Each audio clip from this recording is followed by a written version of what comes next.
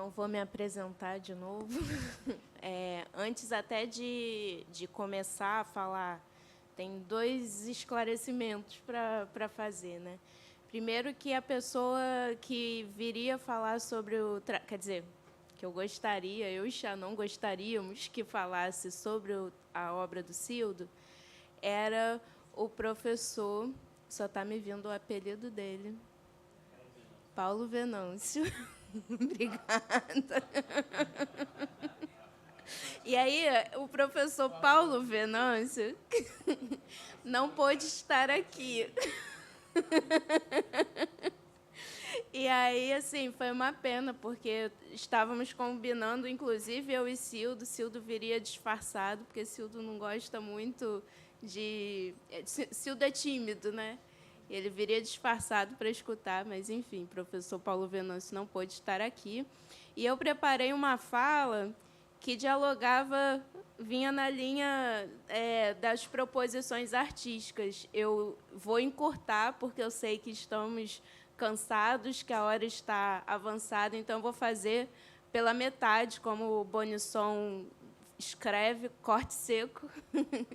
E eu ia falar sobre o Sermão da Montanha, Fiat Lux, e não vou falar, eu ia passar um áudio do Sermão da Montanha, não vou passar. Estou contando só para fazer maldade mesmo, mas já vou começar.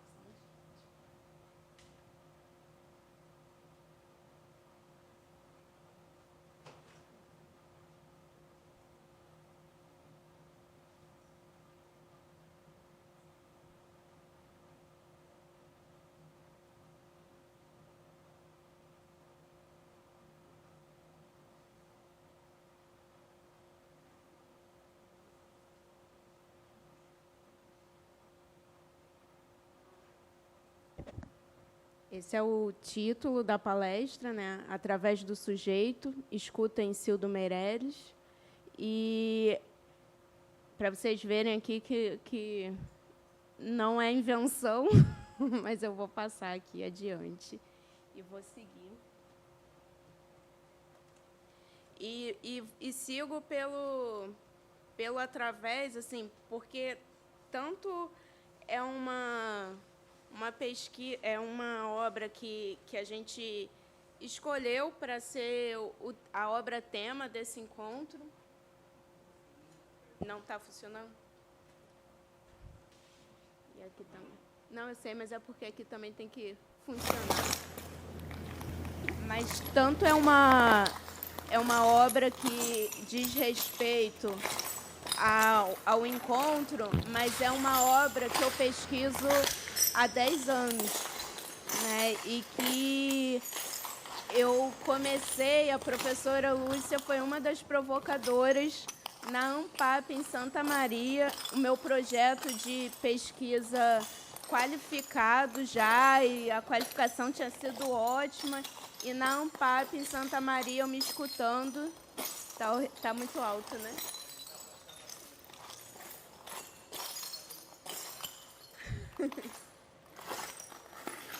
Mas na ANPAP, em Santa Maria, eu não gostei de me escutar, e eu lembro da professora Lúcia e de uma outra pessoa do Espírito Santo, que eu não sei o nome, mas eu lembro muito dela, e elas diziam para mim, mas fala mais sobre o Cildo, fala mais sobre Através. E aí a minha pesquisa foi se reposicionando e ganhou um outro sentido, assim. Eu fui orientada pelo professor Luiz Sérgio, mas no mestrado, ainda na UF, eu fui fazer um curso por pura curiosidade com o professor Tato Taborda, e aí a minha questão foi toda para a parte sonora, né? E aí eu começo dizendo que entrar na sala em que Através está instalada é se surpreender, ficar sem reação, ao menos por um tempo. É sair de um registro do mundo real, ou quase real, do verde do Instituto Inhotim, e, atravessando a porta, ser inebriado por uma atmosfera de penumbra, onde algo inesperado aguarda por nós. Um labirinto se abre diante de nossos olhos, nos convidando a nele embarcar. Tudo o que vemos carrega um dado de transparência. Após alguns instantes, tomados pela visão a navegar por entre as camadas de transparência que pendem do teto ou que se erguem do piso, nos aproximamos do labirinto quadrado. Nossa visão continua bailando pela transparência, buscando em vão dar conta do que vê. Ao centro do labirinto, uma espécie de imã, a grande esfera transparente, convoca a caminhada por entre os dédalos que a circundam. Tudo é transparência. Alguém nos encoraja a entrar e, antes que o primeiro passo toque o piso do labirinto, somos apresentados ao único fio de Ariadne possível: perceber com um corpo que avança por sobre um chão partido, esfacelado, um piso de cacos de vidro. Não há alternativa senão a caminhada por entre a transparência. A transparência nos rouba de nós, nos lança em suas regras, nos faz crer que há uma franqueza em cada uma de suas camadas firmemente declaradas por sobre o piso de vidro esfacelado. Somos seduzidos por uma suposta segurança, como se o simples fato de ser transparente implicasse não haver esconderijos, prisões. A corroborar este dado transparente, os espaços entre as paredes do labirinto afirmam não haver perigo, sendo possível percorrer os dédalos, ver onde termina e onde começa cada uma das barreiras. Não há o que temer. Antes que qualquer reflexo possa levar nossas pernas ao interior do labirinto, percebemos que, na verdade, já estamos lá. A visualidade de através já havia nos capturado sem que nos dessemos conta. O primeiro passo nos distancia de qualquer certeza a partir de um ruído incomum que toca nossos ouvidos e reverbera no corpo, arrepia a pele, mesmeriza nossos sentidos. Estamos no labirinto e dele não pretendemos sair. O vidro já quebrado é estraçalhado a cada novo passo, à medida que o sujeito se embrenha por seus caminhos, compondo um território instável e movediço. O gemido dos vidros colore a obra, estimula o caminhar, aguça a imaginação. Caminhamos o quanto possível, observamos a tudo, mas não em busca da memorização do caminho de volta. Qualquer pedaço de pão deixado para marcar o caminho, como no conto de João e Maria, seria devorado pelos cacos de vidro, esfacelado em farelos e misturado à areia que, em algum momento, foi um caco de vidro. A transparência dos materiais parece camuflar a função de barreira.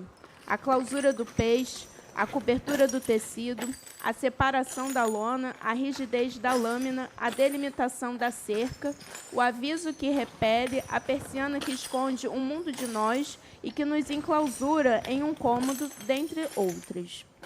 Camadas e barreiras que, contando uma história, constituem um todo de delimitações perceptíveis ao olhar. Algumas barreiras são curtas, outras mais extensas, mas todas são dispostas simetricamente lado a lado, somando um número-chave para a marcação do tempo: 60.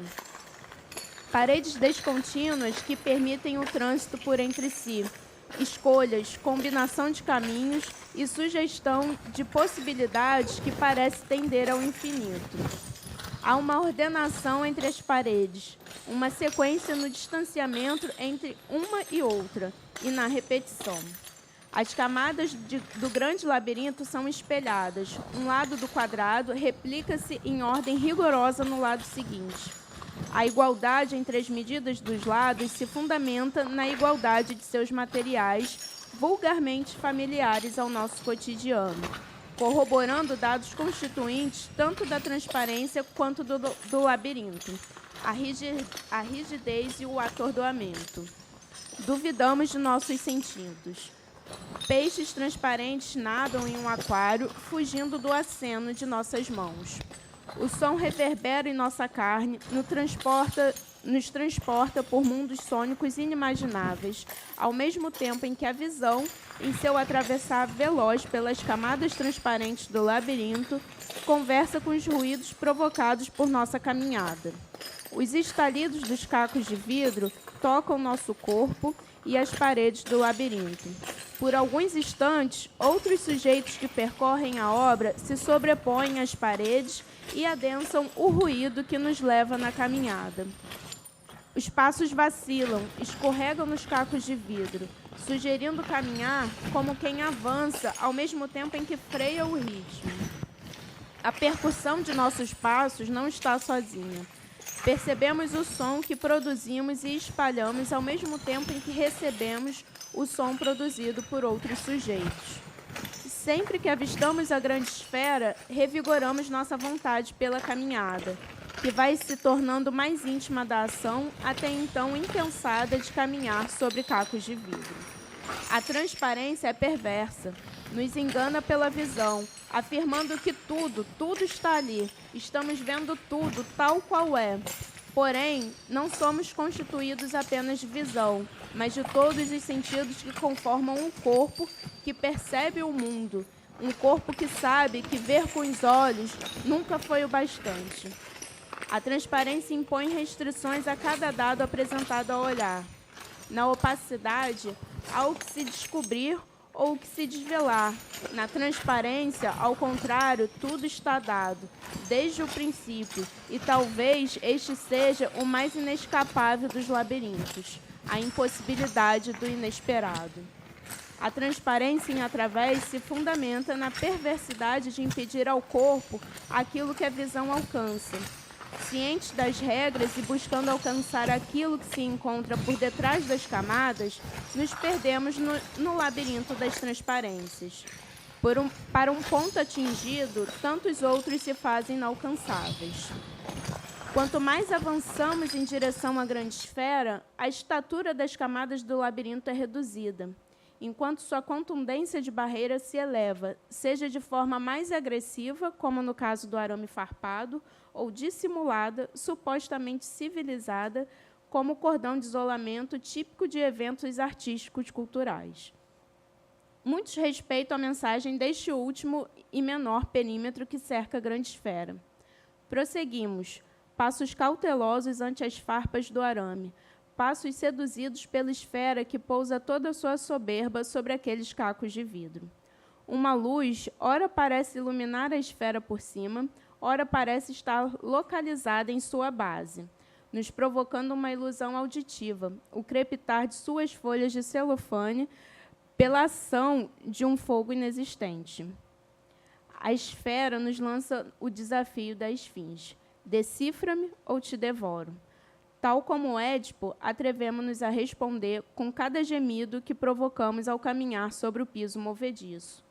Porém, no ato da resposta, somos invariavelmente devorados pela esfinge. A caminhada prossegue até que retornamos às camadas mais periféricas do labirinto. Ainda um último olhar, uma última escuta e um último toque dos pés se impõem antes de deixarmos o labirinto e sua esfera.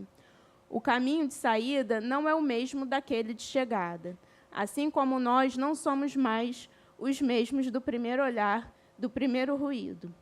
Deixamos o labirinto, mas ele segue conosco. Cildo Meirelles relata que, por volta de seus 34 anos, em sua casa em Botafogo, Rio de Janeiro, decidiu abrir uma embalagem de papel celofane, amassando o invólucro e, ao arremessá-lo no cesto de lixo, um som repercutiu no ar.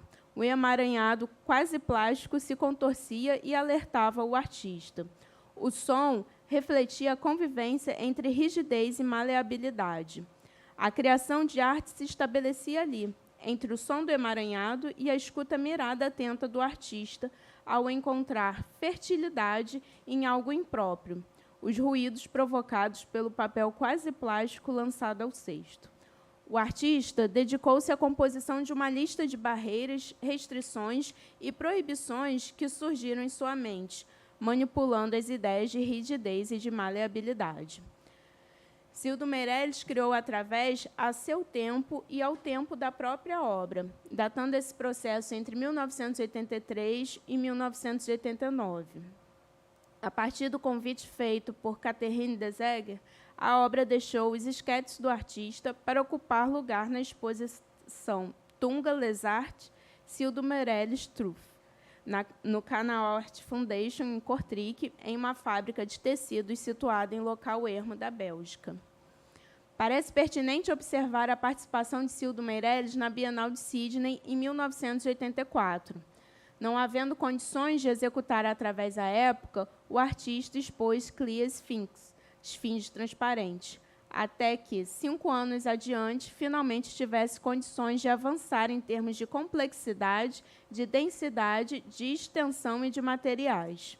Em conversa, Cildo Meirelles nos relatou que, na execução de Clear Sphinx, a percepção da caminhada sobre os cacos de vidro entregou uma carga sonora então imprevista que adicionava camadas de complexidade à obra, algo que foi levado adiante na primeira montagem de Através, em 1989, e nas montagens subsequentes.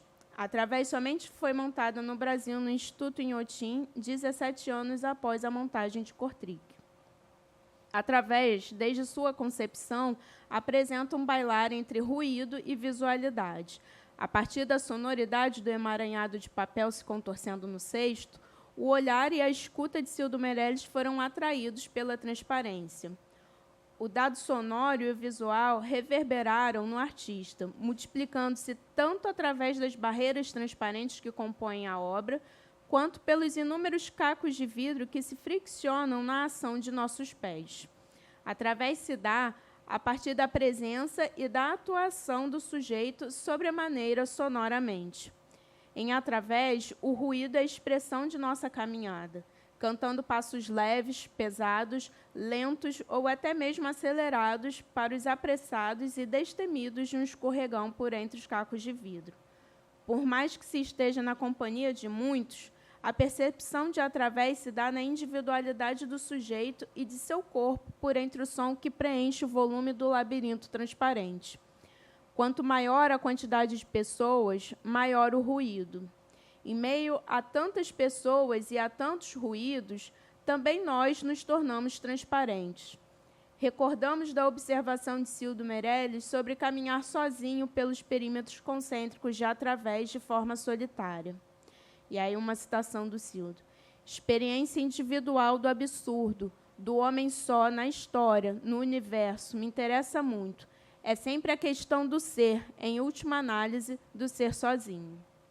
Então, algo que nos permite inferir o recorrente assombro do artista pela imagem não dos homens que pisaram na Lua, mas daquele que, dos 3 astronautas, teve a experiência mais solitária, o astronauta Michael Collins, ficando em órbita, viabilizando os passos de seus companheiros ao subtrair de suas próprias pernas anseios e devaneios a experiência de sentir a emoção de pisar na Lua, seja esta história real ou uma produção cinematográfica de Stanley Kubrick.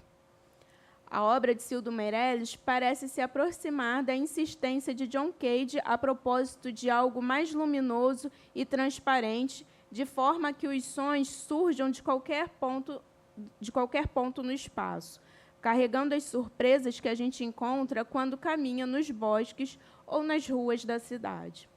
O sonoro invade a criação do artista brasileiro através da banalidade de um papel se contorcendo. Cildo Meirelles parece atento ao fato de que todos ouvem a mesma coisa se ela emerge. Cada um ouve o que só ele ouve se ele entra nela. Citação do Cage. Ao, paradoxalmente, adentrarmos naquilo que escutamos, a escuta se torna subjetiva. Cildo Meirelles destaca o ruído como elemento preponderante a partir das artes visuais, enquanto no cotidiano a quebra de vidros tende a ser algo esporádico ou pontual, o artista hiperboliza este ruído, disponibilizando toneladas de vidro quebrado para que o sujeito produza imagens sonoras que se entrelaçam de tal maneira às imagens visuais que separar a visualidade do sonoro em Através não parece fazer sentido. Através abre seu próprio espaço dentro da sala expositiva, se fazendo independente daquilo que a circunda, ao mesmo tempo em que derrama para fora de si sua visualidade, sua sonoridade. No labirinto transparente, o ruído grita suas imagens, nos permitindo perceber recursivamente que sons produzem, ou melhor, não diferem de imagens, apenas não dependem de iluminação natural ou artificial. Sons carregam sua luz própria, produzida pela nossa escuta. Citação de Rodolfo César. Na penumbra da sala, através se ilumina ao se construir como imagem não somente por sobre suas camadas de visualidade material, mas também por se constituir enquanto imagem através de uma sonoridade que se dá à medida que a obra tem seu percurso consumido e caminhado. A obra se abre ao trânsito do sujeito, mas não viabiliza a habitação ou mesmo a permanência em termos confortáveis como aqueles que orientam decisões arquitetônicas. Os corredores estreitos que se multiplicam em através partiram da percepção de Cildo Meirelles das mudanças ocorridas na casa da avó materna em Brasília. A comunicação, que antes se dava de forma mais abrangente entre as casas da vizinhança e mesmo entre os cômodos de uma mesma casa, passou a contar com interdições, obstáculos, portas, grades e demais barreiras em corredores claustrofóbicos que embaçavam a percepção daquilo que seria a frente e os fundos da casa. Interdições domésticas que estão no espaço aberto pela instalação de arte, dados de transparência desviados de suas funções cotidianas. A persiana não cobre nenhuma janela, o portão não guarda nenhuma propriedade, o arame farpado não está sobre o muro, tampouco em uma trincheira. Todos os elementos foram destacados de funções arquitetônicas a partir de um conceito tautologicamente reiterado na instalação, a transparência. Através convoca toda sorte de barreiras domésticas possíveis a partir da perspectiva da transparência. Interdição. Guarda-se, assim e portanto, certa efemeridade em através, em uma espécie de pulsar que se alterna entre a presença e a ausência do sujeito. Mesmo que a obra se sustente sobre si quando vazia, ela não se efetiva plenamente até que o sujeito a caminhe. O espaço de através se faz, portanto, integrado ao sonoro e na sedução da transparência fundamentados na atuação do sujeito. Não possuindo cantos ou quinas, a transparência de através atua desde seu interior, extravasando os limites físicos de seu perímetro. Ao se deslocar na obra, o sujeito percebe os cacos de vidro na sola dos pés, cacos que cantam cada um dos passos em contraponto com as camadas transparentes do labirinto. Em sua transparência e a partir da presença do sujeito, a obra esparrama-se para fora de si. Ao ser finita em termos de dimensões espaciais e, ao mesmo tempo, não se conter em seu espaço, a obra de Cildo Meirelles parece se compatibilizar com a noção de um espaço finito e sem bordas, como as hipersuperfícies investigadas pela topologia. Objetos tridimensionais, finitos em tamanho e sem borda. As hipersuperfícies vivem em espaços de dimensão alta, no mínimo uma dimensão a mais que nosso mundo físico. Citação de Tomará. A quarta dimensão se constitui da relação entre as três dimensões espaciais que conhecemos, mais o tempo, sendo possível adicionar uma dimensão extra de tempo que conhecemos, sendo possível adicionar uma dimensão extra de tempo, avançando em direção à quinta dimensão. O personagem Cooper, piloto na obra cinematográfica Interestelar de Christopher Nolan, após buscar por outro planeta que tivesse condições viáveis para receber os habitantes da Terra, somente consegue retornar à sua casa no interior de um hipercubo. Da quinta dimensão, Cooper vê sua filha em tempos distintos, criança e adulta, mas percebe a impossibilidade de retornar ou de interferir no passado. A possibilidade de um espaço finito e sem bordas em relação com a dimensão temporal nos permite conjecturar através como uma hipersuperfície na qual o sujeito se desloca e, sem ter a possibilidade de voltar ou de interferir no passado, pode perceber a simultaneidade de tempos. Cada barreira da instalação não impede o sujeito de ver que se encontra do outro lado. Porém, as interdições do labirinto transparente não permitem que o sujeito toque lá, onde ele não está, lá onde o tempo e as dimensões são outras. Como Cooper, o sujeito em Através vê e escuta, mas percebe que não é possível avançar em direção a tempos pretéritos. Impossibilidade. Assim como Cildo Meirelles, também Marcel Duchamp se interessava pelas formulações topológicas de Henri Poincaré e pelas questões que diziam respeito a dimensões altas, mais especificamente a quarta dimensão. O artista francês criou A Noiva Despida pelos Seus Celibatários mesmo, ou O Grande Vidro, buscando representar a quarta dimensão artisticamente. Neste sentido, a transparência do vidro seria fundamental por permitir à visão o trânsito irrestrito através de si, amalgamando o mundo ao redor, a pintura de Duchamp, além de permitir ao sujeito mirar seu próprio reflexo na obra e, assim, virtualmente adentrar o grande vidro. Cildo Meirelles, por sua vez, quebra toneladas de vidro para que o sujeito possa, efetivamente, adentrar a transparência, caminhando sobre os cacos de vidro, movimentando-os enquanto atravessa as 60 barreiras que formam os corredores do labirinto transparente, além de permitir ao sujeito atravessar a obra por meio da visão. A percepção tátil se dá na superfície dos pés, conduz a um galope que ruma a tempos futuros. Eu vou pedir só um instantinho, porque está faltando página aqui da minha fala, que deve ter caído em algum lugar, mas eu tenho aqui e vou terminar. Só um instante.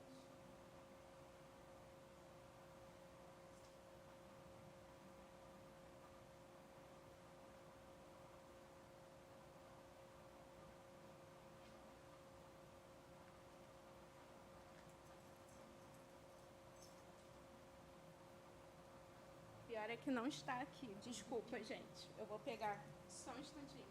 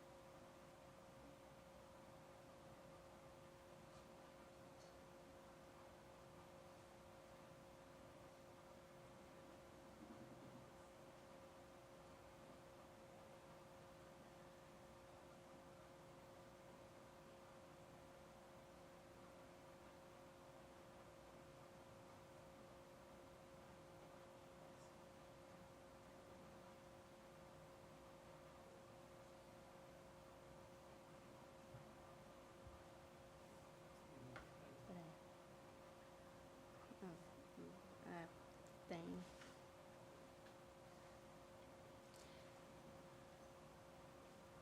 Bom, já me achei aqui. Então, eu estava falando do grande vidro. Terminei aqui falando que, além de permitir ao sujeito atravessar a obra por meio da visão, a percepção tátil que se dá na superfície dos pés conduz a um galope que ruma a tempos futuros. Por entre as camadas transparentes e os cacos de vidro, passado, presente e futuro, sincronicamente em acúmulos em uma dimensão alta através da arte. A obra de Cildo Meirelles abre-se em uma espécie de jardim de veredas que se bifurcam, conto de Borges, viabilizando ao sujeito escolher não apenas um, mas vários caminhos ao mesmo tempo. Por outro lado, Através também conserva em si um Aleph, análogo àquele do outro conto de Borges, um Aleph que se ocupa especificamente da transparência. Trata-se o Aleph de um dos pontos do espaço que contém todos os outros pontos. No conto do poeta argentino, a pequena esfera furta-cor localizava-se na parte inferior do degrau do porão da casa de Carlos Argentino. Se Borges, assumindo-se como narrador de seu conto, viu todos os espelhos do planeta e nenhum o refletiu, viu convexos desertos equatoriais e cada um de seus grãos de areia, todas as formigas que há na Terra, em Através não apenas vemos, mas adentramos em um Aleph que permite a percepção visual, sonora e tátil de todas as possibilidades de transparência. A tautologia percorre cada uma das camadas de Através, visuais, sonoras e táteis, reafirmando em direção ao sujeito a transparência. Em cada uma das camadas, a transparência questiona os limites e as bordas não apenas de si, mas também dos sentidos do corpo. Na duplicação dos corredores, na repetição das barreiras, a obra pode lançar o sujeito em imagens de atordoamento. A caminhada em círculos, a percepção de andar e parar no mesmo lugar, pode ser aterradora, como se todo o caminho percorrido até determinado ponto tivesse sido apagado.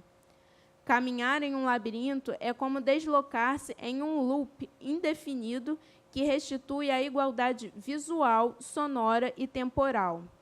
Da percepção de estar preso no tempo e no espaço, o sujeito pode encontrar meios de buscar a diferença que o permitirá, assim como Ícaro, criar asas e escapar do labirinto. No loop de Através, o sujeito pode encontrar as pontas, os fragmentos, as entradas e as saídas que possibilitam movimento em direção à diferença. Assim, não estamos mais perdidos. O labirinto se transforma em espiral. Ao mesmo tempo em que Através nos permite uma caminhada por entre o descontínuo, somos testados por nossas descontinuidades. Nossos ruídos são postos à prova pelo ruído que provocamos na obra, nos confrontando com a falta de lugar que motiva o deslocamento do andarilho. Não há espaço para pedestre, Através demanda o andarilho. Por um instante que seja, nos tornamos um andarilho que, lançado na busca incessante por si, é sempre ausente, dada a percepção de nunca ser completamente. Como andarilho, estamos lá onde não estamos. A caminhada em Através nos remete ao encontro inesperado com a transeunte de Charles Baudelaire. Em meio ao alarido ensurdecedor da rua, o poeta avistava a dama que se destacava da balbúrdia sonora e visual da cidade. Seu olhar o fez subitamente renascer e questionar: não mais te verei, senão na eternidade. De forma análoga, antes de deixar o labirinto transparente e de levar nossa caminhada por outras paragens, voltamos a olhar para ela, para a grande esfera, que desde o início nos atraiu e nos fez caminhar rumo ao seu encontro. Tal qual a poesia, nos perguntamos quando tornaremos a encontrar a grande esfera, o labirinto transparente, Através. Diferentemente da poesia que encerra a efêmera dama em um instante, longe daqui, tarde demais, nunca talvez, sempre nos reencontraremos com a obra de Cildo Meirelles. Não necessariamente em museus e galerias que venham a expor a obra, ou no interior mineiro em que se localiza em Inhotim, mas por entre as veredas que se bifurcam ao rés de nosso corpo, por entre imagens sonoras, visuais e táteis percorridas pela obra no interior do sujeito, por entre interdições e transparências, o sujeito ao redor e através. Obrigada e peço desculpas, mas é que eu lembrei do meu avô.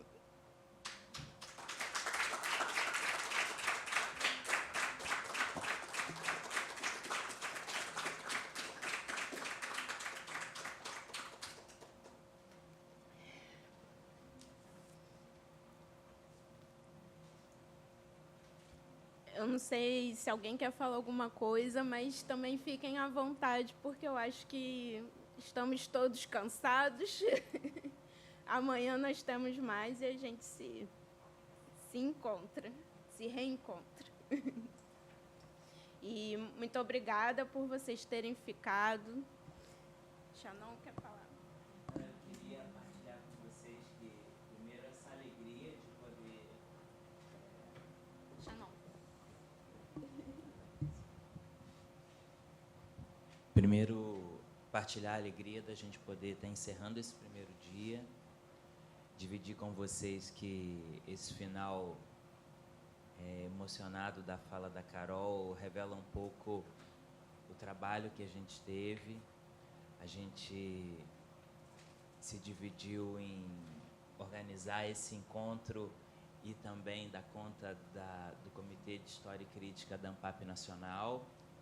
E nesse meio termo a Carol enfrentou uma luta muito dura com o avô no hospital. O avô dela partiu há algumas semanas e a gente estava falando hoje, antes do evento começar, de como todas essas coisas nos atravessam, né? E é muito bonito a gente pensar nessa obra do Cildo. Eu e Carol, a gente tem uma trajetória de pesquisa juntos. A gente começou o doutorado na mesma turma, terminamos praticamente no mesmo tempo, e é muito bonito ver o trabalho da Carol depois de finalizado esse encontro. Começou de um jeito, seguiu, foi sendo ajustado e, enfim, não vou me estender também, agradecer aos professores, ao professor Luiz Vergara, ao professor Tato, ao Marcos, a todo mundo que apresentou o trabalho hoje. Foi uma alegria poder contar com vocês. Amanhã nos vemos, um pouco mais descansados que hoje, e agradecer demais a vocês. É isso. Muito obrigada.